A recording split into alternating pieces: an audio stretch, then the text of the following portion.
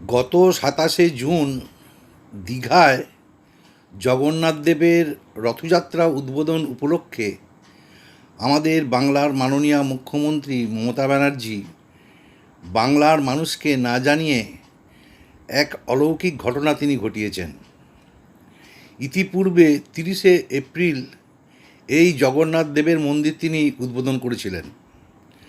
এবারই জগন্নাথ দেবের রথযাত্রা দীঘাতে প্রথম অনুষ্ঠিত হয়।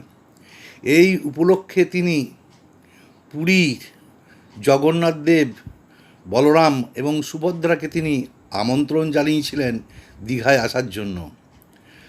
তারা এই আমন্ত্রণটি গ্রহণ করে।